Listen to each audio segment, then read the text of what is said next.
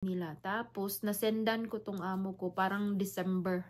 Pero nagpaalam, hindi sila nag-reply kaagad kasi January nagsisend pa ako. Tapos, February, kasi ano na yun eh, ano na ako, 1 year and 6 months.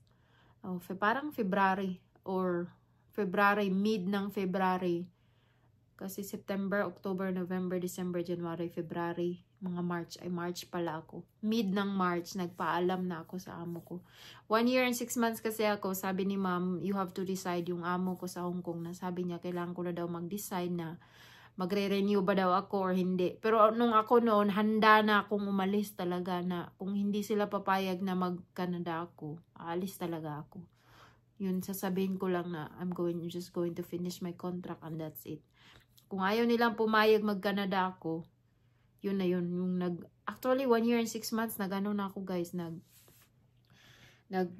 binalot ko na ang binalot ko na ang gamit ko, lahat kasi most of the employers dati sa Hong Kong, pag nagpaalam ka na magpunta ka ng Canada, terminate ka kaagad. Yun yung mga nangyayari talaga doon sa Hong Kong dati. Kaya yung iba nag-apply na parang behind their employer's back. So, paprocess sila ng papers nila pa Canada is nagtatago sila. But yung sa akin, nagpaalam ako kasi kung i-terminate nila ako at that time, I was ready at that time na umalis na din kasi parang hindi ko nakakayanin. Parang grabe, sobrang selan kasi premature kasi yung alaga ko. Tapos grabe talaga, tas COVID pa. So yun, nung pumayag sila nung nagpaalam ako, sabi ko na gusto ko mag-apply pa Canada, gusto ko ng ganito, if you're going to, kung mag-renew ako, kung okay lang ba sa inyo na mag-apply ako, magre-renew ako. So kung hindi kayo papayag na mag-apply ako ng Canada, hindi na ako magre-renew. So I'm just going to finish my contract and that's it. Pumayag man sila. So yun, pumayag ang amo ko sa Hong Kong. So, yun na, nung pumayag sila, smooth na ang processing ko kasi hindi na ako nagtatago eh. Lahat ng requirements ko, kinuha ko. Hindi pa nila alam eh. Pero nung nagpaalam ako, lahat ng requirements ko, meron na. Nag-start na rin ako nag-apply. So at that time, nag-reply sila, yung employers ko ngayon nandito sa Canada.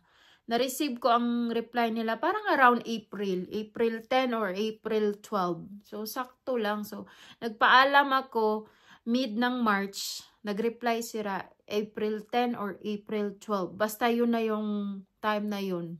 Pero chinek ko kung kailan ko sila nasendan, it's December. So 4 months sila actually bago nag-reply sa akin. Pero okay lang sa akin yun kasi nung nag-reply sila, na ako confident to submit my requirements kasi kompleto na. Ang kulang nga lang noon sa akin is job offer na lang eh. Pero nakaabot ako ng nakaabot ako ng over 1,000 employers na email. So imaginein mo 1,000. Kung hindi ka pa nangalahati dyan, so send ka lang ng send. So yun po.